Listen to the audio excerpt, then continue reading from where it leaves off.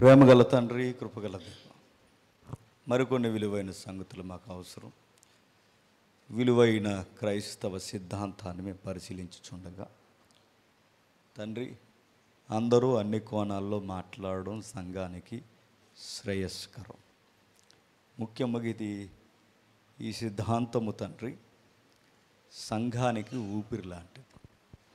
అనేకమైన గొంతులు మాట్లాడాలి తండ్రి. అది మాట్లాడకుండా మౌనంగా ఉండి కేవలం తండ్రి ఏవేవో ప్రసంగాలు చెప్పుకుని వెళ్ళిపోతున్న వారిని మేము చూస్తున్నాం.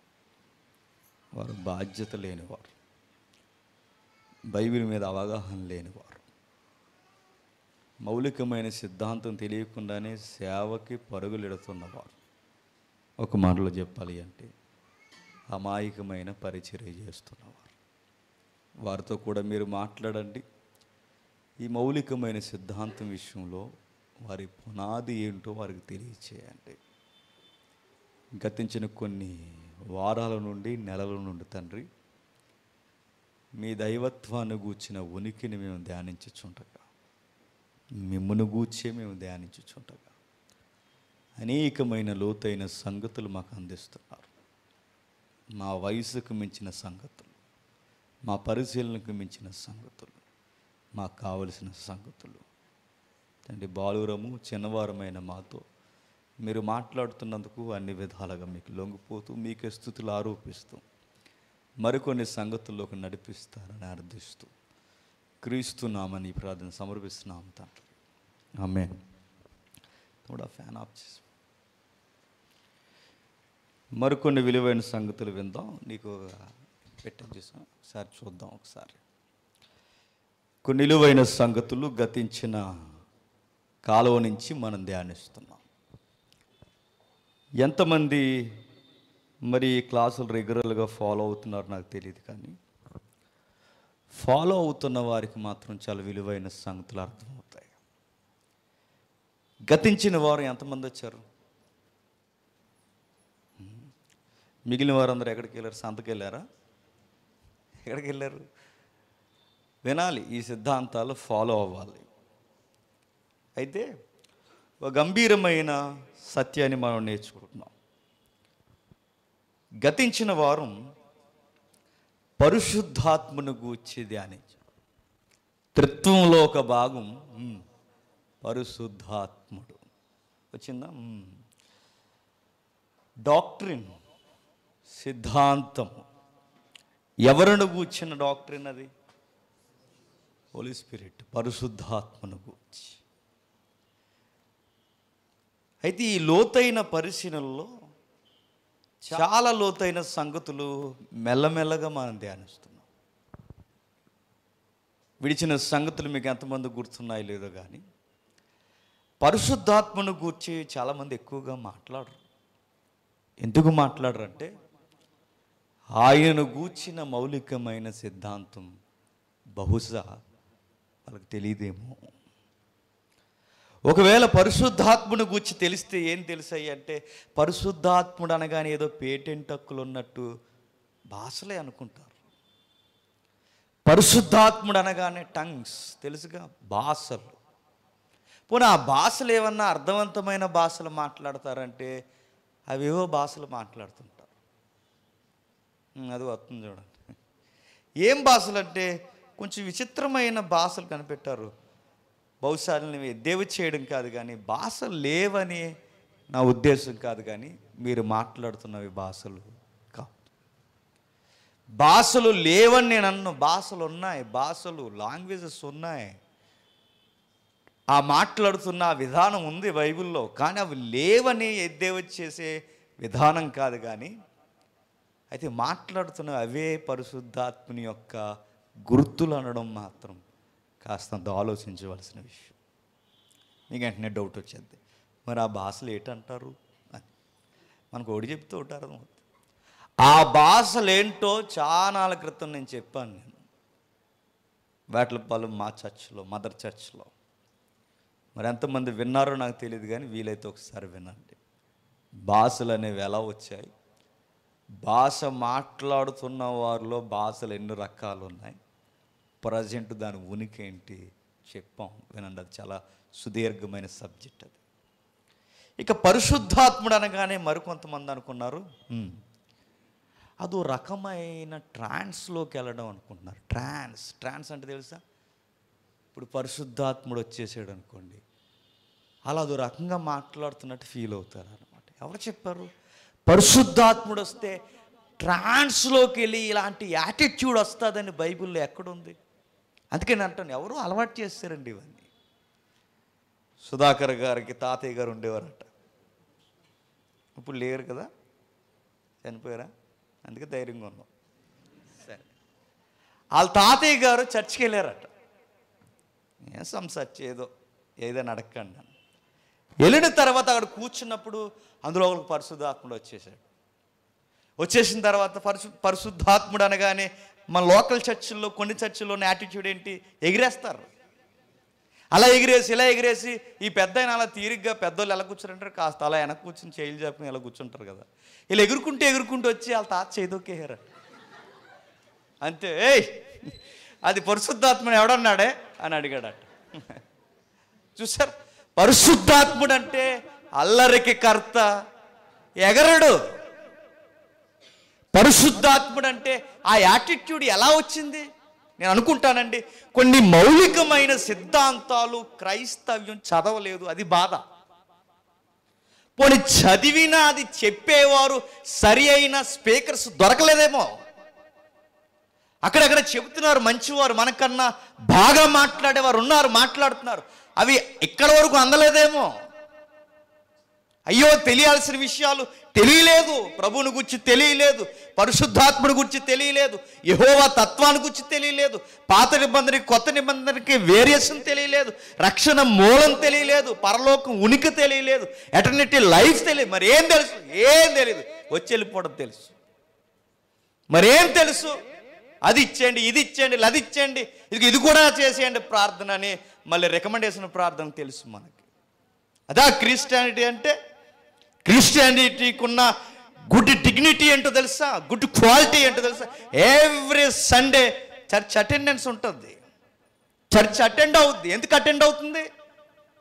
టెంపుల్లో కూడా అటెండ్ అవుతున్నారు. సోమవారం, మంగళవారం, బుధవారం, శనివారం, గురువారం వాళ్ళు అటెండ్ అవుతారు. అక్కడ లేనిది ఎక్కడ ఉండేది ఏంటి చెప్పిన? వాళ్ళు వెళ్ళి దండం పెట్టుకుని వచ్చేస్తారు. ఎక్కడ ఉండేది ఏంటో తెలుసా? నేర్చుకుంటారు. ఎవ్రీ సండే చర్చ్ చేసే పని ఏంటంటే ఏదో కొత్త సంగతి నేర్చుకుంటారు. టీచింగ్. చర్చుకున్న యాటిట్యూడ్ ఏంటంటే బోధ. మాట్లాడతారు. ఏం మాట్లాడతారు? బైబిల్లో ఉన్న సంగతులు మాట్లాడతారు. ఆ సంగతులు మాట్లాడితే ఏం చేయాలి? వినాలి. అలా ఉన్నాయో లేదో చూసుకోవాలి, సంగతులు నేర్చుకోవాలి. 5 ఏళ్ళు, 6 ఏళ్ళు, 7 ఏళ్ళు, 8 ఏళ్ళు, 10 ఏళ్ళు, 20, నాకు 25 ఇయర్స్ వచ్చేసరికి నేను సంఘంలో పండిపోయిన విశ్వాసిగా ఉంటా. ఏం పండిపోయి? మన తలకాయ బెంచీలు అరగొడేహాం మనం. ఏం పండిపోయాం చెప్పండి? సీనియర్లు అయిపోయి వాళ్ళ మీద వీళ్ళ మీద కోపం పెంచడం నేర్చుకున్నాం. ఏం నేర్చుకున్నాం? గట్టిగా ఇలా అనకూడదు కానీ నా వయసు సరిపోవట్లేదు, గట్టిగా పొట్టజించితే అక్షరం ముక్క రావట్లేదు. మరి ఎందుకు వస్తున్నారు చర్చికి?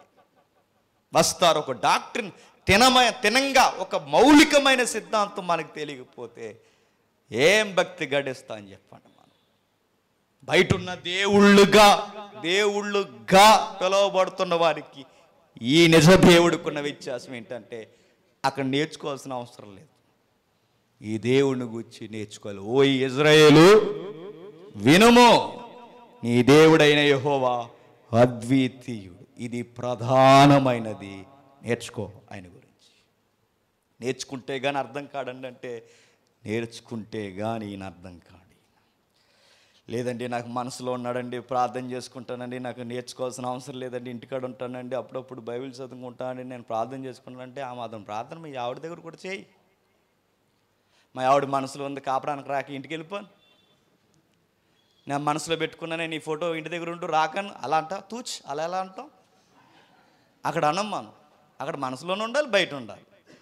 ఎక్కడ దేవుడి దగ్గరికి వచ్చేసరికి మనసులో ఉంటుందట, బయట ఆయన గురించి ఏమీ నేర్చుకోమంట. అందుకే ఒత్తిగా జరిగిన కాలం చాలు, గతించిన అజ్ఞాన కాలం చాలు, ఆ గతించిన సోమరితనం చాలు. నేర్చుకుందాం, బైబిల్ నేర్చుకుందాం, గర్వంగా నేర్చుకుందాం, గౌరవంగా నేర్చుకుందాం. మన గ్రంథం ఏమై ఉందో మనం నేర్చుకుందాం. మన దేవుడు ఏమై ఉన్నాడో నేర్చుకుందాం. గతించిన వారం త్రిత్వాన్ని గూర్చి కొన్ని వారాలుగా మాట్లాడుతున్నాం. అలా మాట్లాడుతూ వస్తున్నప్పుడు ముగ్గురి క్యారెక్టర్స్ ఏమై ఉన్నాయో ధ్యానిస్తున్నాం. లాస్ట్ వీక్ పరిశుద్ధాత్మని క్యారెక్టర్ ఎలా ఉందో చూసాం. టూకిగా ఆయన గూర్చి చూద్దాం. ఖచ్చితంగా సంఘం తెలుసుకోవాల్సిన సిద్ధాంతం. బైబిల్ దేవుడు ఒకేసారి ఆయన ఎలిబరేట్ అవ్వలేదు. ఈ పదాలు గుర్తుపెట్టుకోవాలండి.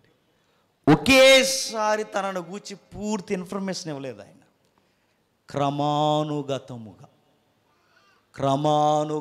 అంటే కొంచెంగా మెల్లమెల్లగా సమయాన్ని బట్టి, పరిస్థితులను బట్టి, కాలాన్ని బట్టి ఒక్కొక్క ప్రవక్త ద్వారా, ఒక్కొక్క యాజకుని ద్వారా, ఒక్కొక్క దేవుని బోధకుని ద్వారా క్రమానుగతంగా తనను తాను ఓపెన్ చేసుకున్నాడు, బయలుపరుచుకున్నాడు. ఆది కాండంలో ఉన్న దేవుడు మోసేకి నిర్గమాకాండంలో కనబడే విధానం వేరు. నిర్గమాకాండంలో కనబడే దేవుడు ఆ కాండాలు దాటి జడ్జెస్ టైమింగ్కి వచ్చేసరికి కనబడే విధానం వేరు. దావీదు కాలానికి వచ్చేసరికి కనబడే విధానం వేరు. మలాకి విధానం వేరు. న్యూ టెస్టిమెంట్ విధానం వేరు. అంటే క్రమానుగతంగా తనను తాను ఓపెన్ చేసుకుంటే, ఎందుకంటే మన మట్టి మెదళ్ళకి ఒక్కసారి చెబితే అర్థమవుతుంది. మన దేవుడితో మన దేవుడిని ఇలా అర్థమయ్యేలా పోల్చుకోవడానికి సృష్టిలో ఎగ్జాంపుల్ లేదు. అది బాధ. ఎగ్జాంపుల్ లేదు ఆయన గురించి చెప్పడానికి. ఇది ఇలా ఉంటాడు అనడానికి ఏ ఎగ్జాంపుల్ లేదు. ఎవరితో పోలుస్తాం? ఆయనకి ఎగ్జాంపుల్ ఏంటి? ఎగ్జాంపుల్ ఉంటే అది కూడా దేవుడు అవుతుంది. ఆయన పోల్చే ఎగ్జాంపుల్ ఉంటే అది కూడా నిత్యత్వం, నిత్య దేవుడు అయి ఉంటుంది. అది ఎగ్జాంపుల్ లేదు. ఆయనను మించి ఏది లేదు. ఆయన మించి ఏ ఎగ్జాంపుల్ ఇవ్వగలం, ఏం అర్థం చేసుకో తెలియదు. అనంతుడైన దేవుడిని పరిమితి కలిగిన ఈ సృష్టిలో దేంతో పోల్చగలని చెప్ప. అనంతుడైన దేవుడిని పరిమితి కలిగిన మనుష్యులు ఎలా అర్థం చేసుకో. అందుకే ఆయన క్రమక్రమంగా క్రమానుగతంగా మెల్లమెల్లగా తనను తాను బయలుపరుచుకున్నాడు. అలా బయలుపరుచుకున్న విధానాల్లో పాత నిబంధనలో అరకొరగా మిక్స్డ్గా కనబడినట్టుగా పరిశుద్ధాత్మని క్యారెక్టర్ మనకు కనబడుతుంది.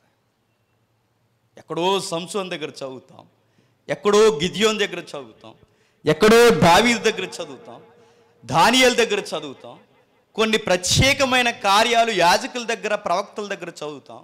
ఆ వచ్చిన ఆయన ఇవ్వబడిన కార్యాన్ని చేసి మళ్ళీ వెళ్ళిపోతున్నట్టు చూస్తాం. ఎవరిని గూర్చి? పరిశుద్ధాత్మను గూర్చి. వస్తాడు, ఏదో ఫైట్ సీన్ ఉంటుంది, సంసోన్ నిలబడతాడు, అపోజిషన్ ఉంది, ఆయన వచ్చాడట. ఎవరు? పరిశుద్ధ. వస్తే ఏమైంది? Boost the secret of my energy కాదు, చెప్పండి. All is beat my energy. Samson ఓడితే ఒకడికి పూసలు కదిలిపోయి అంటారు. ఎలా కొట్టాడు సంసోన్ అంటే 3000 మందిని ఒక్క మానవుడు కొట్టలేడు. మరి అదేంటది? Super natural power. అక్కడేదో ఉంది, అతీతమైన శక్తి, మానవుకి మించిన శక్తి ఏముంది? ఏదో జరిగింది. ఏం జరిగింది? ఆ మనసులో ఆత్మ వచ్చింది. ఆత్మ వస్తే ఏమవుద్ది? సింహానికి దవళ్ళు సీరేశారు. సింహాన్ని సీరేశారంటే మన తెలుగులు తెర మీద చేరుతారు. తెగ చీరేస్తున్నారు. ఈ మధ్య ఒకడు ఏకంగా పులి మోకంలో మొహం పెడుతున్నారు. పులి తిరుగుతుంది పత్తిపాడులో. ఆయన తీసుకొస్తే బాగుంటుంది. ఎవరైతే ఈ పులితో ఫైట్ చేసే, సింహాలతో ఫైట్ చేసేవాళ్ళు, హెర్క్యులస్ మూవీ రాక్ బాయ్ దగ్గర నుంచి ఎక్కడి వరకు ఎవరైతే ఉన్నారో పత్తిపడొస్తే బాగుండు. పత్తిపడొస్తే ఏమవుద్ది? పులే తిరిగితే ఇంకెవడ తిరగడు, గుర్తెట్టుకోండి. అది పులి. బైబిల్లో చూడండి, మనుషులు ఏం చేశారంటే కొదమ సింహాలు సంఖ్యలు పెకిలించారు, పులి దవడ ఎముకలు ఎరగొట్టారు, కదిలి పరిగెడుతున్న నక్కలను ఎంటాడి పట్టేశారు. అంటే అతీతమైన శక్తి, మోయలేని భారాన్ని మోసేశారు. ఊహలకందని శక్తిని పరిశుద్ధాత్ముని చేత కార్యాలు చేశారు. ఆ మహాశక్తేనా ఆ పాత నిబంధనలు ఉండేవాడు? ఆ మహాశక్తి. మరి పరిశుద్ధాత్ముడు అనగానే ఇంత సీప్ ట్రిక్స్లోకి ఎలా తీసుకొచ్చారు? ఏమో ఎలా వచ్చిందో. అంత గంభీరమైన దేవుడు మరి ఎలా వచ్చాడు ఏంటి, ఆయన ఎలా మార్చేశారేంటి? అంత పవర్ఫుల్ దేవుణ్ణి అలా ఎలా మార్చారు, ఎలా వచ్చిందో మరి ఎవరికి ఆ వ్యాఖ్యానం, ఎవరికి ఆ కామెంటరీ వచ్చిందో తెలియదు, కానీ మార్చేశారు మొత్తం. ఉన్నది ఉన్నట్టుగా చూడలేకపోయారు. పరిశుద్ధాత్మను గూర్చి స్పష్టమైన వివరణ మరింత కూలంకసముగా క్రొత్త నిబంధన చెప్పింది. పాత నిబంధనలో మెల్లమెల్లగా మాట్లాడిన దేవుడు క్రొత్త నిబంధనకు వచ్చేసరికి ఇంకా ఇంకా ఇంకా ఇంకా బలమైన కార్యాలతో క్రొత్త నిబంధనలో తేటగా మాట్లాడడం స్టార్ట్ చేశాడట. అందుకే మీరు చూడండి, త్రిత్వాన్ని గూర్చి మనం స్టడీ చేసాం పాత నిబంధనలో కొన్ని కేసుల్లో. అక్కడ ఇది ఇది ఇది ఇది అని చెబితే కానీ అర్థం కాని క్యారెక్టర్లు అక్కడ. కానీ క్రొత్త నిబంధనలు చూడండి, త్రిత్వము స్పష్టముగా కనబడుతుంది. అంటే స్పష్టముగా మాట్లాడడం స్టార్ట్ చేసింది దైవం. ఎట్లా అంటే, ఎగ్జాంపుల్కి యేసుక్రీస్తు వారి జననం జరుగుతున్నప్పుడు చూడండి, క్రొత్త నిబంధన మొట్టమొదటి పుస్తకంలోనే మరియతో అన్న మాట ఏంటి చెప్పనా? పరిశుద్ధాత్ముని వలన నీవు గర్భం. అంటే అంటే తండ్రి అయిన దేవుడు, కుమారుడైన దేవుడు, పరిశుద్ధాత్మ దేవుడు అనే ఒక ఉనికి క్రొత్త నిబంధన మొదటి పుస్తకంలోనే కనబడుతుంది. చూడండి, మొదటి అధ్యాయంలోనే కనబడుతుంది. ఆ మరీకి చెబుతూ, ఇదిగో నువ్వు పరిశుద్ధాత్ముని వలన గర్భం ధరిస్తావు. ఇంకా ఎలా ఉంది, ఇదిగో యేసుక్రీస్తు వారు బాప్తిసం తీసుకుంటున్న సమయంలో, ఆ సమయంలో తండ్రి అయిన దేవుడు అక్కడి నుంచి మాట్లాడుతుండగా, కుమారుడు బాప్తిసం తీసుకుంటుండగా పరిశుద్ధాత్ముడు ఆయన మీదకి వచ్చేసాడు. అరణ్యానికి ఆయన్ని బలవంతముగా, అరణ్యానికి ప్రభుని బలవంతముగా అగ్ని పరీక్షల్లోనికి ఆత్మ తీసుకెళ్ళిపోయిందట. ఎవరిని? ప్రభువుని. అక్కడ మరలా ట్రినిటీ కనబడుతుంది చూడండి. అడుగడుగున తన పరిచర్యలో, బోధల్లో మహత్కార్యాలు చేస్తున్నప్పుడు ప్రభు స్పష్టముగా బహుగా మాట్లాడింది ఎవరిని గూర్చి అంటే పరిశుద్ధాత్మను గూర్చి. ఇది పరిశుద్ధాత్మను గూర్చిన సిద్ధాంతం. ఇంకా ప్రభు బహుగా ఆనందించాడు అని చదువుకున్నది ఎవరిని గూర్చి చెప్పండి? పరిశుద్ధాత్మ. ఆయన పరిశుద్ధాత్మని యందు బహుగా ఆనందించిన ఉంది బైబిల్. ఇంకా బాప్తిస్మిచ్చి యోహాను యేసు ప్రభుని గురించి సర్టిఫికెట్ ఇస్తూ, లేదా ఒక కితాబ్ ఇస్తూ అన్న మాట ఏంటంటే, నా వెనకొస్తున్నవాడు నాకన్నా గొప్పవాడు, నా వెనకొస్తున్నవాడు ఆయన పరిశుద్ధాత్మలో మీకు బాప్తిజం ఇస్తాడు. త్రిత్వం ఎక్కడికక్కడే చూడండి, అడ్రస్లు ఎలా కనబడుతున్నాయి. ఇంకా ఏముందయ్యా అంటే, పరిశుద్ధాత్మను గురించి మాట్లాడుతూ త్రిత్వంలో లేదా బహుళత్వంలో లేదా బైబిలు దేవుళ్ళో ప్రభు అయిన యేసుక్రీస్తు వారు త్రిత్వాన్ని గురించి ప్రభువే మాట్లాడుతూ అన్నాడు. నికోదేముతో అన్నాడు, ఒకడు ఆత్మ మూలముగాను నీటి మూలంగా, ఒకడు నీటి మూలంగాను ఆత్మ మూలంగానే జన్మిస్తే గాని నా రాజ్యానికి హక్కుదారుడు కాడని. ఏంటి? త్రిత్వాన్ని గూర్చి ప్రభువే తనను తాను వ్యక్తీకరించుకుంటూ మరొక భాగం ఆత్మను గూర్చి చెప్పాడట. మరో మాట అన్నాడు, పరిశుద్ధాత్మునికి దోషణ చేయకండి, క్షమాపణ దొరకదన్నాడు. ఇంకా ఏమన్నాడు చెప్పిన, తండ్రిని ఏం అడుగుతారో లేదో నాకు తెలియదు, కానీ మీరు తండ్రిని అడిగితే అన్నిటికన్నా గొప్ప గిఫ్ట్ ఒకటి మీకు ఇస్తాడు, అదే పరిశుద్ధాత్ముడు. మీరు ఎప్పుడన్నా బైబిల్ చదివినప్పుడు మీకు ఎంతగా అనిపించిందో లేదో నాకు తెలియదు, కానీ ఒక రొట్టెని అడిగితే రాతిని ఇస్తాడా అని అలా పోలుస్తూ మీ తండ్రుల కన్నా గొప్పోడు కనుక మరి ఇంకా విలువైన బహుమానం ఇస్తాడనగానే, మనం బహుమానం అనగానే వజ్రం, ప్లాటినం, బంగారం అనుకుంటాం. కానీ అక్కడ రాయబడిన మాట అని చెప్పిన పరిశుద్ధ. అంటే అంత పెద్ద గిఫ్ట్ ఆయన, అర్థమైతే ఆయన చాలా పెద్ద గిఫ్ట్ ఆయన. ఇన్ని బహుమానాల కన్నా గొప్ప బహుమానం ఆయనని చెబుతున్నాడంటే, ఈయన గూర్చి తెలుసుకోకపోతే నేను అడుగుతున్నాను, అబ్బా మనం బహుమానాన్ని వదిలేసి తిరుగుతున్నాం, గిఫ్ట్ వదిలేసి తిరుగుతున్నాం, ఇవ్వబడిన కిరీటాన్ని వదిలేసి తిరుగుతున్నాం, కావాల్సింది అడగకుండా అవసరం లేని అడుక్కుంటూ తిరుగుతున్నాం. అడగండి, అడిగిన వానికి ఆయన ఆత్మను ధారాళముగా ఇస్తాడు. అడగండి, పరిశుద్ధాత్మను అడగండి. బైబిల్ ఎంతో ప్రెజర్ తీసుకొచ్చింది క్రొత్త నిబంధన. అడగండి. పరిశుద్ధాత్మని అడిగితే ఏం జరుగుద్దో తెలియాలంటే, ఎందుకు ఆయన ఏంటో గంభీరతకి ఒక్క కేస్ స్టడీ చూద్దాం. ఒకే ఒక్కటి, టైం లేదుగా, ఒకే ఒక్కటి. యోహాను సువార్త, యోహాను సువార్త 14వ అధ్యాయం, యోహాను సువార్త 14వ అధ్యాయం, యోహాను సువార్త 14వ అధ్యాయం మొదటి వచనం.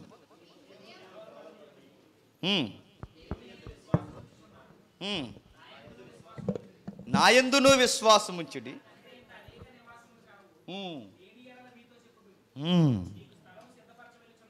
మీకు స్థలము సిద్ధపరచ వెళ్ళుచున్నాను. నేను వెళ్ళి మీకు స్థలము సిద్ధపరచిన ఎడల నేనుండు స్థలములో మీరును ఉండులాగున మరలా వచ్చి నా యొద్ద ఉండుటకు మిమ్మును తీసుకుని పోవుదును. నేను వెళ్ళుచున్న స్థలమునకు మార్గము మీకు తెలియనని చెప్పాను. అందుకు తోమ, ప్రభువా, ఎక్కడికి వెళ్ళుచున్నావో మాకు తెలియదే, ఆ మార్గము ఎలాగూ తెలియనని అడుగగా యేసు, నేనే మార్గము, సత్యము, జీవము, నా ద్వారానే తప్ప ఎవడును తండ్రి యొద్దకు రాడు. ఏం జరుగుతుంది సందర్భం? ప్రభు ఒక మాట అంటున్నాడట, ఇక నేను వెళ్ళిపోతున్నాను అని. ఎవరితో? శిష్యులతో. ఏమని చెప్తున్నాడు? యేసుక్రీస్తు వారు స్వయముగా ఆ రోజు త్రిత్వాన్ని కూర్చి డిస్కషన్ చేసిన ప్రత్యేకమైన సందర్భాలు ఇది ఒకటి. ఈ 14వ అధ్యాయం ఆయన వెళ్ళిపోతున్నాడట. యేసుక్రీస్తు వారు తన శిష్యులను ప్రిపేర్ చేస్తున్నాడు. ప్రిపేర్డ్. నేను వెళ్ళిపోతున్నాను, ఇక ఎక్కువ కాలం మీతో ఉంటాను, మీ దగ్గర ఇన్ని రోజులు ఉన్నాను, కలిసి ఉన్నాం, కలిసి తిరిగాం, కలిసి భోజనం చేసాం, కలిసి నిద్రపోయాం, కలిసి పరిగెట్టాం, కలిసి స్వస్థతలు చేసాం, కలిసి భోజనాలు పెట్టాం. ఈరోజు నేను వెళ్ళిపోయే రోజులు వచ్చేసినాయి. ప్రభు శిష్యులకు చెప్తున్నాడు, నేను త్వరగానే వెళ్ళిపోతాను. ఆ టైంలో వారికి చెబుతున్న ధైర్యం ఏంటంటే, నేను వెళ్ళిపోతున్నాను, మీకు స్థలాలు సిద్ధపరుస్తున్నాను. శిష్యులకి పెద్ద డౌట్ వచ్చేసింది, ఎక్కడికి వెళ్ళిపోతున్నా ప్రభువా అని అడిగారు. ఎవరు? నేను వెళ్ళే స్థలానికి ప్రస్తుతానికి మీరు రాలేరు, కానీ నేను ఎక్కడికి వెళ్తున్నాను నీకు అర్థం అవుతులే. కానీ ఒక విషయం, నేను వెళ్ళిపోతున్నాను అనగానే శిష్యులు ఎన్నో ప్రశ్నలు లేచిపోయాయి. ఎన్ని ప్రశ్నలు లేచాయంటే, ఈయన వెళ్ళిపోయిన తర్వాత నెక్స్ట్ ఏంటి? ఈయన వెళ్ళిపోయిన తర్వాత మళ్ళీ పట్టించుకునేది ఎవరు? ఉండవా ప్రశ్నలు? చెప్పండి. ఇప్పుడు అన్నీ వదిలేసి ఇప్పుడు నా దగ్గరికి మీరు వచ్చిన తర్వాత నేను మిమ్మల్ని వదిలేసి ఎక్కడికి వెళ్ళిపోయాను అనుకోండి, ఈ జేమ్స్ని నమ్ముకొని ఇలాగ అయిపోయిన రోజు అనుకుంటారు. అనుకోరా? అనుకుంటారు. అన్నీ వదిలేస్తారు, పనులు వదిలేస్తారు, ఫ్యామిలీలు పక్కన పెట్టారు, లౌకికమైన వ్యాపార విషయాలు పక్కన పెట్టారు, అన్నీ వదిలేసి ప్రభు కొరకు సమస్తాన్ని వదిలొచ్చారు. ఇలా టైంలో ఆయన వదిలి వెళ్ళిపోతున్నాడు. ఎవరిని? ఇప్పుడు ఏమనుకుంటారు? అన్నీ వదిలి మేము వచ్చేస్తే ఇప్పుడు మమ్మల్ని వదిలి వెళ్ళిపోతానంటున్నావంటే రేపన్న రోజు ఏంటి మా పరిస్థితి? నువ్వు లేకపోతే ఏంటి? నువ్వు ఉన్నావు కనుకే కాదు అడ్రస్ ఉంది మాకు, నువ్వు లేకపోతే అసలు అడ్రస్ కాదు, ఆధార్ కార్డు కూడా ఉండదు మాకు. ఏముంది మాకు ఏమీ లేదు. నువ్వు వెళ్ళిపోతున్నావు, ఇన్ని డౌట్స్ వస్తున్నాయట, ఎక్కడికి వెళ్ళిపోతున్నావు అని. అప్పుడు ప్రభు అన్నాడట, వెళుతున్నాను, కంగారు పడకండి అన్నాడట. నేనుంటేగా మీకు ధైర్యం, నేనుంటేగా మీకు ఆదరణ, నేనుంటేగా మీకు కొండంత అండ బండ మీకు ధైర్యం కదా. ఒక విషయం చెప్తున్నాను, భౌతికంగా నేను వెళ్తున్నాను కానీ నా ప్లేస్లో ఇంకొక ఆయన వస్తాడులే అన్నాడట. ఎవరైనా? పరిశుద్ధాత్ముడు. వెళ్ళిపోతున్న టైంలో శిష్యులకి చెబుతున్న మాట ఏంటంటే, నేను తండ్రి దగ్గరికి వెళ్ళిపోతున్నాను, మరొక ఆయన వస్తాడని అనే పిలుపు అన్నాడట. వెళ్ళిపోతున్నాను అన్నావే, తండ్రి దగ్గరికి వెళ్ళిపోతున్నావా? తండ్రి ఎలా ఉంటాడు అని అడిగాడట. ప్రభు అన్నాడు, నన్ను చూస్తే వాళ్ళకి అర్థం కాని మాట ఏంటి చెప్పనా? తండ్రి దగ్గరికి వెళ్తున్నాను అంటున్నాడు, నన్ను చూస్తే తండ్రిలాగా ఉంటాను అంటున్నాడు. ఆయన వేరా, ఈయన వేరా? తండ్రి ఎవరు? కుమారుడెవరు? సమానులు ఎవరు? ఇన్ని ప్రశ్నలు ఉన్నాయి ఎవరికి? ఈ ప్రశ్నలన్నీ వాళ్ళకి వస్తున్న టైంలో మరలా వాళ్ళ కంగారు అయిపోయే మాట ఏంటంటే, మరొక ఆయన వస్తున్నాడు అన్నాడట. ఎవరైనా పోనీ ఈయన కనీసం కనబడుతున్నాడు, ఆయన కనబడ్డు. ఎవరు? ఆయన ఉనికి వేరు. కనీసం ఈయన కనబడుతున్నాడు, ఆయన కనబడ్డు. ఆయన కనబట్టుగానే ఆయన పని కనబడుతుంది. అదే ఆయన స్పెషల్. ఆయన ప్రత్యేకత ఏంటంటే ఆయన కనబడ్డు, ఆయన పని కనబడుతుంది. ఆయన పని కనబడితే ఎలా ఉంటుందో తెలియాలంటే పరిశుద్ధాత్మను గూర్చి రికమెండేషన్ స్టార్ట్ అయ్యిందట. బాగా వినాలి, చట్టపరమైన భాష ఉంది ఇక్కడ. పరిశుద్ధాత్మ చట్టం తెలుసుగా, లా. ఆ లాలో ఉన్న కొన్ని వర్డ్స్ ఇక్కడ వాడాడు చూడండి. చదువుదాం 16వ వచనం. నేను తండ్రిని వేడుకొందును, మీ వద్ద ఎల్లప్పుడూ ఉండుటకే ఆయన వేరొక ఆదరణకర్తను అనగా సత్యస్వరూపయగు ఆత్మను మీకు అనుగ్రహించు. లోకమాయనను ఆయనను ఎరుగదు గనక ఆయనను పొందనేరదు. ఏదో చెప్తున్నాడు చూడండి. నేను తండ్రిని వేడుకుంటున్నాను. ఏమని వేడుకుంటాడట? ప్రభువా, నేను వచ్చేస్తున్నాను, వీళ్ళు ఒంటరి అవుతున్నారు, వీళ్ళకి ధైర్యాన్ని ఆదరణ ఇవ్వడానికి పరిశుద్ధాత్మ దేవుణ్ణి పంపించని అడుగుతాడట, వేడుకుంటాడట. మీ దగ్గర పరిశుద్ధాత్ముడు ఉండాలని వేడుకుంటాడట. ఎవరు వేడుకుంటారంటే ప్రభు వేడుకుంటాడట. లోకంలో పరిశుద్ధాత్ముడు ఈరోజు ఉన్నాడు అంటే గుర్తుపెట్టుకోండి, ఆయన ఎల్లకాలం ఈరోజు సంఘంలో సంచరిస్తున్నాడంటే ఈయన ఉండాలని కోరుకున్నది ఎవరట?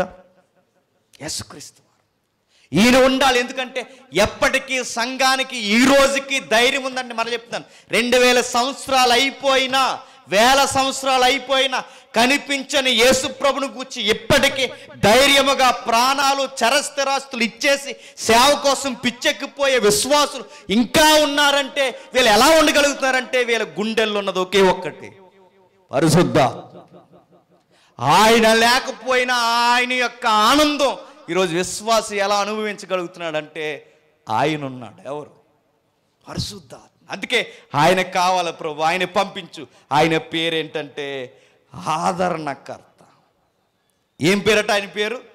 ఆదరణకర్త. అడుగుతున్నాను, ఆదరణకర్త అంటే ఫుట్ మార్క్ ఉంది చూడండి, ఫుట్ నోట్. ఉత్తరవాది, ఉత్తరవాది, ఉత్తరవాది అడుగుతున్నాను. ఉత్తరవాది అంటే ఆదరణకర్త అనకండి. ఆదరణకర్త అంటే అది ఉత్తరవాది అనకండి. ఆదరణకర్త, ఉత్తరవాది అనడానికి చట్టపరమైన పరిభాషలో వాడిన పదం ఏంటి చెప్పిన? అడ్వకేట్ అన్నాడు. అడ్వకేట్, అడ్వకేట్, అడ్వకేట్ అంటే ఎస్, నీ పక్షాన నీ పాపపు కేసుల కొరకు దేవుని దగ్గర ఆర్గ్యూ చేస్తాడట. ప్రభువా, వీడి పక్షాన్ని నేను మాట్లాడుతున్నాను, నీ చట్టంలో ఇదిగో వీడికి ఈ షరతుల మీద వీడిని క్షమించొచ్చని నీ కోసం నా కోసం చెప్పండి వేడుకుంటాడట. ధేమాగా ఎలా కూర్చోగలవు అనుకుంటున్నారు? ఇక్కడ నువ్వు మగాడివి, మగర హీరోయిన్ అని కాదు, గుర్తుపెట్టుకోండి. నేను ఇక్కడ నిలబడి మీరు ఇక్కడ కూర్చుని ఉన్నారంటే నా పక్షాన ఆర్గ్యుమెంట్ జరిగింది. గంభీరమైన సంగతి అని చెప్పిన ఆదరణకర్త అంటే ఏమేమి ఆదరిస్తాడయ్య అంటే అక్కడ నిలబడిన ఆయన ఇప్పటి వరకు కలిసి జీవించిన అందరి కొరకు ఆ శిష్యులకి మనకి చెప్తున్నాడు. ఆయన ఆదరణకర్త మన కేసు కోసం తండ్రి దగ్గర మాట్లాడతాడట, రికమెండేషన్ చేస్తాడట.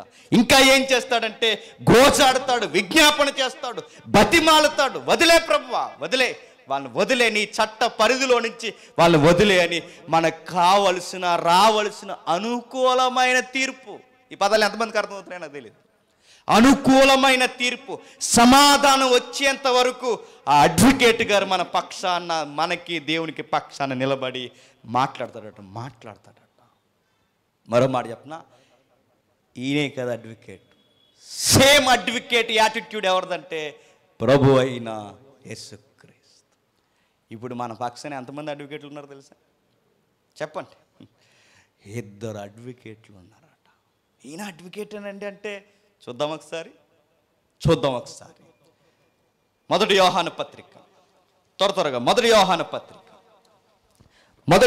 పత్రిక 2వ అధ్యాయం 1వ వచనం. నా చిన్న పిల్లలారా,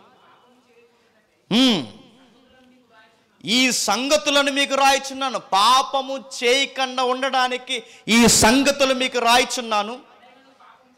ఎవడైనను పాపము చేసిన ఎడల నీతిమంతుడైన యేసుక్రీస్తు అని ఉత్తరవాదికున్న మరొక సౌండ్, అడ్వకేట్, ఆదరణకర్త, మన పక్షాన మనకు కావలసిన ఏ అనుకూలమైన తీర్పు కొరకు క్లైమ్ చేసేది ఎవరయ్యా అంటే చెప్పండి, లేస్తారు. మరో మాట అంటాను, ఆయన ప్రభువు అయితే ఈయన ప్రభువే, ఆయన ఆదరణకర్త అయితే ఈయన ఆదరణకర్తే. గంభీరమైన సంగతి ఏంటి చెప్పినా శిష్యుడికి చెప్తున్నాడు, సేమ్ నాలాగే ఆయన మీతో ఉంటాడు, డోంట్ వరీ అన్నాడు. ఏం భయపడకండి, నేను వెళ్తున్నానని టెన్షన్ అవ్వకండి. నేనున్నప్పుడు మీకు ఎంత ధైర్యం ఉందో, నేనున్నప్పుడు మీరు ఎంత ధైర్యంగా పరిచయం చేశారో, నేను భౌతికంగా లేకపోయినా ఆ ధైర్యాన్ని ఇచ్చి ఆదరణకర్త మీ మధ్యకి వచ్చేస్తున్నాడు. ఆయన మీ మధ్యకి వస్తున్నాడు. ఆయన మీ కొరకు పని చేస్తాడు. ఏం చేస్తాడు? తండ్రి దగ్గర విజ్ఞాపన చేస్తాడు, తండ్రి దగ్గర మాట్లాడతాడు, తండ్రి దగ్గర ఆయన ఎన్నో విషయాలు గోజాడతాడు, మీ పక్షాన మాట్లాడు. చివరికి మీకు ప్రార్థన చేయడం కూడా రాదు. మీకు నిజంగా నేను చెప్పను, మనం ఎవరికి ప్రార్థన చేయడం రాదు. మనం అనుకుంటాం గంభీరమైన పదాలతో మౌత్ ఇచ్చిన ఏడ్చేస్తుంటాం మనం, అయ్యో అయ్యో అని. గుర్తుపెట్టుకోండి, మనకి ఎలా మాట్లాడాలి కూడా. అసలు నీకు విషయం చెప్పినా, అసలు దేవునితో మాట్లాడడం రాదట మనకి, రాదండి. మనకి మాట్లాడడం రాదు. మనకి ఆ పెయిన్ ఉంది చూసారు, లోపల మాట్లాడాలనే పెయిన్ ఉంటుంది మనకి, ఏదో విషయంలో పెయిన్ ఉంటుంది. ఆ పెయిన్ని రైట్ వేలో ఎక్స్ప్లెనేషన్ ఇచ్చే అడ్వకేట్ ఉన్నారు. అసలు మా క్లయింట్ విషయం ఏంటంటే అని చెప్తారట. ఎవరు? అది విషయం అక్కడ. అసలు మా క్లయింట్ ఫీల్ అంటే ఆయనకు అర్థమవుదని కాదు, ఆ దైవ చట్టంలో ఈ డిస్కషన్ జరుగుతుంది. నువ్వు ప్రేయర్ చేసి జేమ్స్ గారు ప్రార్థన చేయండి అంటారు, వెళ్ళదు. గుర్తుపెట్టుకో, నేను చేసేస్తున్నానని గంటన్నారంటే డైరెక్ట్ వెళ్ళదు. గుర్తుపెట్టుకో, మన ప్రేయర్ రిక్వెస్ట్లను చేయించుకోవద్దని కాదు, కానీ మన ప్రేయర్ రిక్వెస్ట్లన్నీ వాటిని వడబోసి కావలసిన కంటెంట్ బయటకు తీసి దాన్ని అక్కడ అప్లికేషన్లో పెట్టేది ఎవరట? అప్లికేషన్లో పెట్టేది పరిశుద్ధాత్మ. ఎంత ప్రాసెస్ జరుగుతుంది. ప్రార్థన చేయడం కూడా రాదు. మన సిగ్గులేని మొక్కల కంటే రాదు మనకి. ఒక విషయం చెప్పిన, అసలు మనకి ఏం రాదబ్బా. మనం ఏదో వచ్చి అనుకుంటాం, మంచోళ్ళం అనుకుంటాం, బట్టలు పంచేస్తున్నాం అనుకుంటాం, భోజనాలు పెట్టేస్తున్నాం అనుకుంటాం, మంచోళ్ళుగా ఫీల్ అవుతాం, దాన ధర్మాలు చేసేస్తున్నాం అనుకుంటాం. కానీ ఎన్ని చేసినా బైబిల్ ఏముంది చెప్పినా, బైబిల్ ఒకే ఒక్క మాట ఉంది, ఎవరు సిన్నర్ అంతే. ఇటు ఇన్ని చేసినా మేము పాపులు ఏమనండి అంటే బైబిల్ అంది పాపవే. మన నేచర్ ఏంటి చెప్పిన, మనం పుట్టింది ఆదాము సంతానం. గుర్తుపెట్టుకోండి, పాడైపోయిన ముద్ద నుంచి ఎంత ముద్దలు చిన్న చిన్న ముద్దలు తీసినా అది పాడైన ముద్దే అవుతాయి తప్ప, చెప్పండి, పరిశుద్ధమైన ముద్ద అవ్వదు. చెడిపోయిన మూలం నుంచి, డిస్టర్బ్ అయిన మూలం నుంచి వచ్చాం కనుక ఆ అగ్లీ నేచర్ ఉంది చూసారా, ఆ రోత ప్రవర్తన ఉంది చూసారా, అది అలాగే తిరుగుతుంది అట్లా లోపల. మీరు నమ్మండి నమ్మకపోండి, ఇన్ని ప్రసంగాలు వింటున్నామా, ఇన్ని మాటలు మాట్లాడుకుంటున్నామా, ఇంత వాక్యం వింటున్నామా, నువ్వు తెలియకుండా నీకు ఒక పర్సనల్ లైఫ్ ఎడుతుంది. గుర్తెట్టుకో, అది పోతుంది. అది మొండి మార్క్, అది పోతుంది.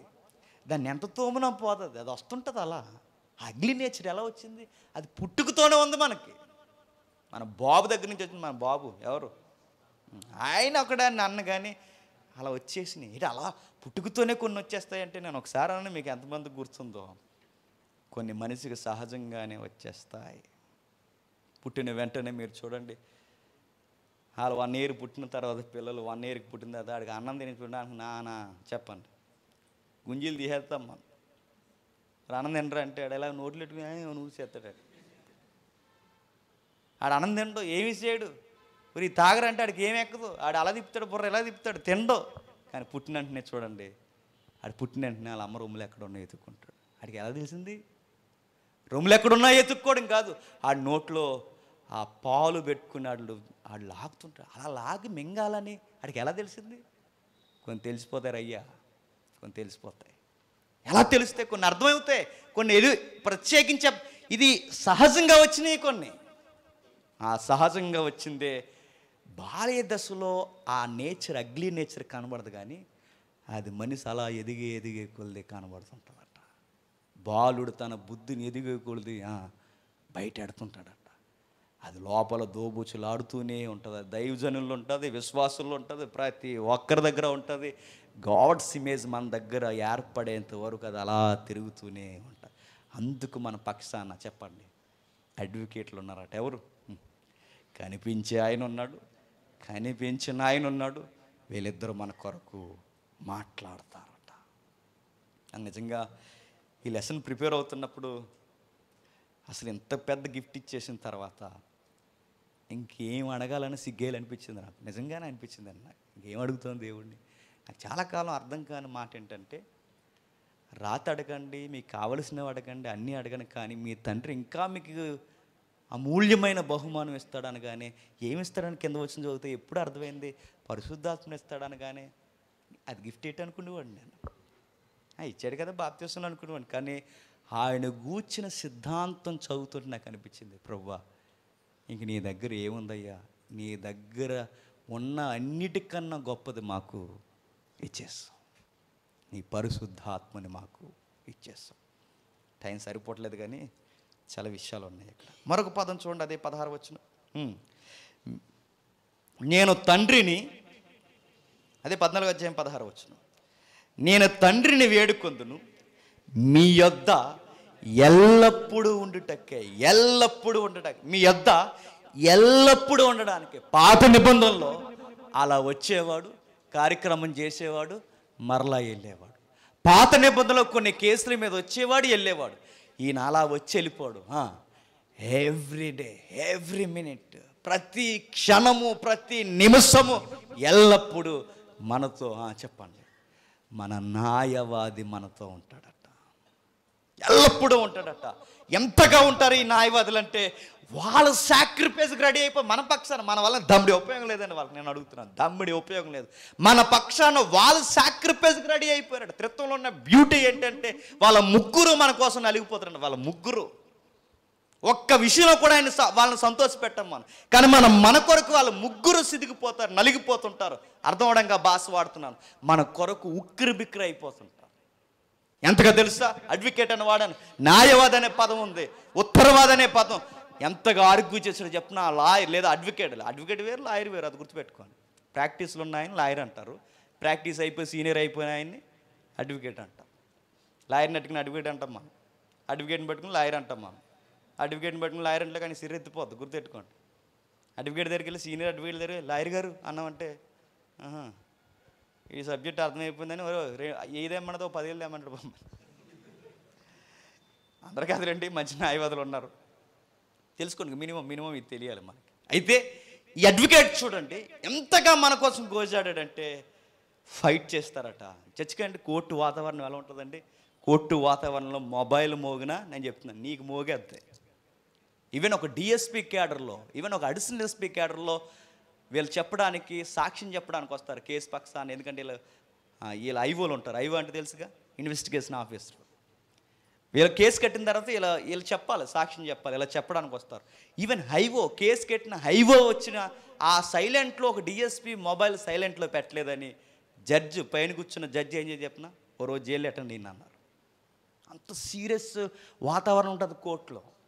మేము పోలీసులు అంటే పోలీసులనే పెడేస్తారు, లాలా ఉంటుంది. డిఎస్పీ అయినా ఎవరైనా ఉన్నతమైన న్యాయస్థానం ముందు చెప్పండి సైలెంట్గా ఉండాలి. కానీ ఆ వాతావరణం మీరు చూడండి, ఆ వాతావరణం మనసులో పెట్టుకోండి. జడ్జి గారు ఉన్నారు, యెహోవా తండ్రి, నేరస్తులు ఉన్నారు. ఎవరు చెప్పండి? నేరస్తులు ఎవరు? అలా అనకూడదు, ఎవరు చెప్పండి? మనమే. నేరస్తులు ఉన్నాం, మనమందరం ఉన్నాం. ఆర్గ్యుమెంట్ జరుగుతుంది, మన పక్షాన ఆర్గ్యుమెంట్ జరుగుతుంది. ఇంత ఆర్గ్యుమెంట్ జరిగిన జడ్జిమెంట్ ఏమొచ్చిందంటే, ఖచ్చితంగా వీళ్ళకి పనిష్మెంట్ ఇవ్వాలంతే. ఎంత వాదోపం, ఎన్ని కారణాల నుంచి చూసినా, కనీసం ఏ లాలో ఒక్క లూప్ లైన్ దొరుకుతుందని ఎంత ఆర్గ్యుమెంట్ చేసినా చివరికి జడ్జిమెంట్ ఏమొస్తుందంటే, ఎన్ని కోణాల నుంచి చూసినా జడ్జిమెంట్ ఏమొచ్చిందంటే ఒకే ఒకటి, వీళ్ళకి పనిష్మెంటు తప్పదు, పనిష్మెంట్ ఇవ్వాల్సింది. అనగానే వెంటనే అడ్వకేట్ అనట, ఓకే సార్ మీ చట్టాన్ని మేము గౌరవిస్తున్నాం, మీ చట్టానికి మేము శిరస్సు వంచుతున్నాం, తలదించుతున్నాం. కానీ కండిషన్ ఒక రాయితీ ఉంది మీ దగ్గర, నాకు తెలుసు. ఈయన్ని పక్కకు దోసేయండి, నాకు శిక్ష వేసేయండి అన్నాడు. అది అలా అన్న అడ్వకేట్ ఎవరు చెప్పండి? యేసుక్రీస్తు. ఆయనను పక్కకు మనల్ని అందరినీ పక్కకు దోసి మన పక్షాన్ని వాదించిన లాయర్ గారు వచ్చి మన కొరకు, క్షమించండి, అడ్వకేట్ వచ్చి మన కొరకు శిక్ష విధించుకున్నాడంటే ఆ అడ్వకేట్ని ఏమంటావు? నువ్వు అడుగుతున్నాను, ఏమంటావు? కరేపాకెత్తేనే దేవుళ్ళకి వచ్చారంటావు, గ్లాసు నీళ్ళు ఇస్తేనే దేవుళ్ళకి వచ్చాడు బావియా అంటావు. ఎవడన్నా దారిలో పడిపోయిన తర్వాత డబాల్మని పడిపోతాం, మనకు డ్రైవింగ్ రాసి వచ్చేడదు కదా. పడిపోయిన వెంటనే ఎవడో ఒకటి లేపుతాడు, టయానికి ఆడ బ్లడ్ ఇస్తాడు, వెంటనే ఆయన ఎవరో వచ్చాడండి దేవుళ్ళగా. నేను అడుగుతున్నాను, కరేపాకు ఎత్తేనే దేవుడు అన్నావు, యాక్సిడెంట్లో గుప్పుడు నీళ్ళు ఇస్తేనే దేవుడు అన్నావు, నీ కొరకు ప్రాణం ఇచ్చినోడిని ఏమంటావు? నోరు అనేది ఉంటే చెప్పు, నోరిప్పి ఏమంటావు ఆయన్ని? దేవుడైన నా కొరకు దైవం మానవ రూపంలో బలైపోయింది, నా కొరకు బలైపోయాడు ఆయన. దేవుడాయన లాయరు నా కొరకు, అడ్వకేట్ నా కొరకు బలైపోయాడు. నా శిక్ష తన మీద వేసుకున్నాడు, నా కేసు తనే వాదించాడు, చివరికి నా పనిష్మెంట్ కూడా అలా తిన్నాను. అడుగుతున్నాను, అలా తినే చట్టాలను వాదించే న్యాయవాదులు ఉంటారా? లోకంలో ఉంటారు లేదో నాకు తెలియదు, కానీ మనకు ఒక న్యాయవాది ఉన్నాడు, ఇప్పటికీ ఉన్నాడు, ఎప్పటికీ ఉంటాడు. ఆయనతో పాటు ఇంటర్నల్గా మన కొరకు మనం తప్పులు చేస్తే, మనం కేసులకి బనాయింపబడే నేరాలు చేస్తే లోనుండి కాలు తొక్కేసుకుని కంగారు అయిపోయే మరొక అడ్వకేట్ ఉన్నాడు, పరిశుద్ధాత్ముడు ఉన్నాడు. అందుకే చిన్నపిల్లలారా, మీరు పాపము చేయకూడదని ఈ మాట చెప్తున్నాడు. ఏ మాట? అడ్వకేట్ నలిగిపోతున్నాడు మీకోసం. ఒకరోజు ఒక వీడియో వచ్చింది, ముగించేస్తాను, వచ్చే వారం చూద్దాం. ఒకరోజు ఒక వీడియో వచ్చింది, అమెరికాలో అనుకుంటా, యుఎస్ఏ జడ్జిమెంట్లో కూర్చుంది ఆవిడ, జడ్జిమెంట్ చెప్తుంది. ఆవిడ డెకాడిగాడు, ఆ దారిదోపిడీలు చేశాడు, అక్కడ నిలబడ్డాడు. జడ్జిమెంట్ చేస్తున్నప్పుడు ఆడికి అర్థమైపోయింది, నాకు జడ్జిమెంట్ ఇచ్చేస్తారు ఖచ్చితంగా. అదే రిమాండ్ ఖైదీ వేరు, శిక్ష అడిపోయిన ఖైదీ వేరు. ముద్దాయి వేరు, ఖైదీ వేరు. మీకు అర్థమైందా? ఇప్పుడు నేరస్తుడు, నేరం నిరూపింపబడిన వారు వేరు, నేరం ఆరోపింపబడిన వారు వేరు. ఆరోపణలు వేరు. ఆరోపింపబడిన వారిని ముద్దాయి అంటారు, కన్ఫర్మ్ అయిపోయిన వారిని ప్రిజనర్ అంటారు.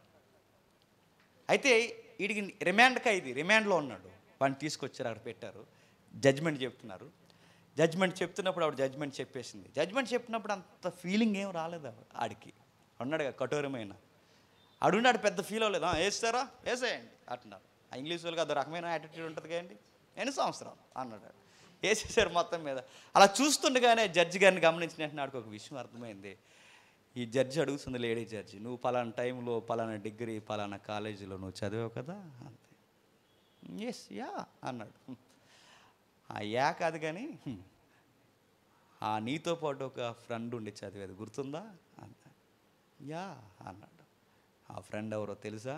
అంతే. యా అన్నాడు.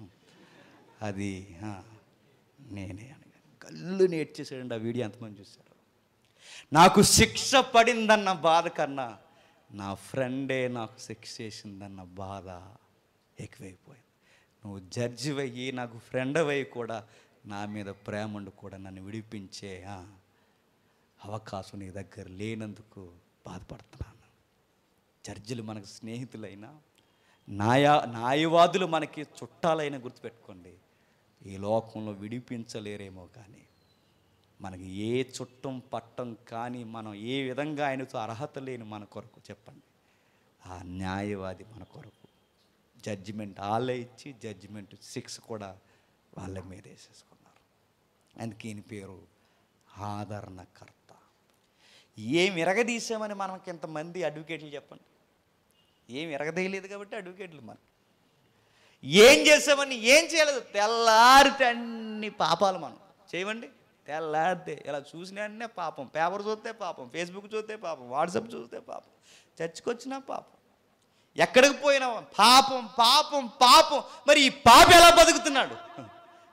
ఆర్గ్యుమెంట్ చేయడానికి అడ్వకేట్లు అడ్డంగా ఉన్నారు. అది అక్కడ వచ్చింది ప్రాబ్లం. లేకపోతే వీడికి ఎప్పుడో చెప్పండి సర్టిఫికేట్ ఇచ్చేది వీడికి. ఆడ అడ్డంగా ఉన్నారు, అలా ఉన్నారు, వాళ్ళు ఉన్నారు కనుకే అలా తిరుగుతున్నాం, ఇంకా ఉన్నాం. ఇంకా ఆయన పేరు ఆధారంగా. టెన్షన్ అవుతున్నావా పిలుపు? టెన్షన్ అవుతున్నావా నికోదేము? టెన్షన్ అవుతున్నావా పీటర్? సైమన్ పీటర్, నేను వెళ్ళిపోయినా సేమ్ నాలాగే వచ్చేవాడు ఒకడున్నాడు, డోంట్ వరీ అన్నాడు. మంచి పదాలు వాడాడు చూడండి, సత్య స్వరూపియగు ఆత్మ. ఈ ఒక్క మాట చెప్పి ముగిస్తాను. ఇక సత్య స్వరూపియగు ఆత్మ, ఈ మాట ఎక్కడో విన్నాం, చదివాం. ఐ యామ్ ట్రూత్ అన్న మాట ఎవరు చెప్పండి? యేసుక్రీస్తు. యేసుక్రీస్తు వారు అన్నారు, ఐ యామ్ ద ట్రూత్, నేను సత్యము అన్నాడు. నేను సత్యము, నేను సత్యము అన్న పదం మరొకరుకుందట. ఎవరికి? యేసుక్రీస్తు. యేసుక్రీస్తుతో పాటు మరొక పదం ఆయనకుందట. ఎవరికి? పరిశుద్ధాత్ముడికి. అంటే ఇప్పుడు సత్యము అనగానే యేసుక్రీస్తు, సత్యము అనగానే పరిశుద్ధాత్మ. ఆశ్చర్యకరమైన మాట చెప్పిన, సత్యము అనగానే తండ్రి అయిన దేవుడు కూడా. ఎక్కడుంది ఈ మాట? ఎక్కడుంది చూద్దాం ఒకసారి. కీర్తన గ్రంథం, కీర్తన 31వ కీర్తన అనుకుంటా, చూడండి. 31వ కీర్తన 5వ వచనం. 31వ కీర్తన 5వ వచనం.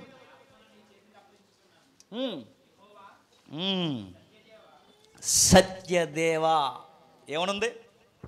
యెహోవా సత్యదేవ.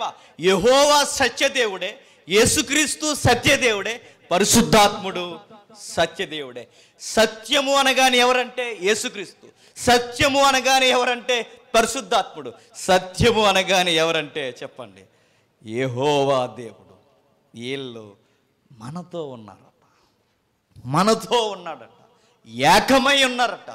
వీళ్ళ ముగ్గురు దైవత్వం, త్రిత్వం మనిషి కొరకు చెప్పండి కావలసిన యజ్ఞయాగాలు జరిగించడానికి కంగారు పడిందట. ఆ పదం అనొచ్చో లేదో కానీ ఆతృత పడి ఒక మనిషి కొరకు దైవంలో, బైబిల్ దైవత్వంలో ఉన్న బ్యూటీ ఏంటంటే ఆతృత, ఆతృత, ఆక్రందన. బతిమలాడుకుంటున్నారు, మన కోసమే ఏడుస్తున్నారు, మన కొరకే పని చేస్తున్నారు, మన కొరకే బలి అయిపోయారు, మన కొరకే చెప్పండి ఎప్పటికీ పని చేస్తున్నారు. అందుకే బైబిల్ అంటుంది, ఈ ఒక్క అధ్యాయంలోనే మనకు త్రిత్వం అలా కనబడుతుంది చూడండి. తండ్రి, కుమారుడు, పరిశుద్ధాత్మ. వీళ్ళ ముగ్గురి క్యారెక్టర్స్ ఒకటే, వీళ్ళ ముగ్గురి సారం, ఎసెన్స్ ఒక్కటే, వీళ్ళ ముగ్గురి తత్వం ఒక్కటే, వీళ్ళ ముగ్గురి యొక్క క్యాడర్ ఒక్కటే, వీళ్ళ ముగ్గురు ఆదరణకర్తలే, వీళ్ళ ముగ్గురు సత్యస్వరూపులే, వీళ్ళ ముగ్గురు చెప్పండి మనిషి కొరకు చెప్పండి ఆరట పడేవారు.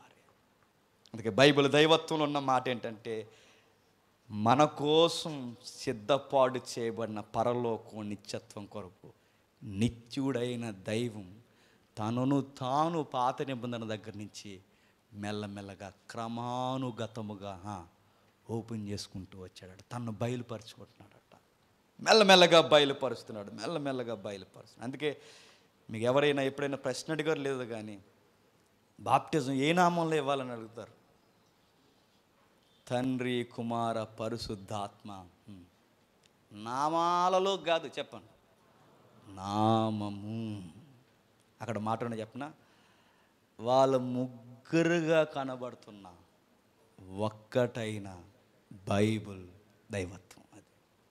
అందుకే నామములోనికి, నామము కాదు, వాళ్ళ బహుళత్వమై ఉన్న వాళ్ళ ఏకత్వమై ఉండి మన కొరకు పనిచేస్తారు.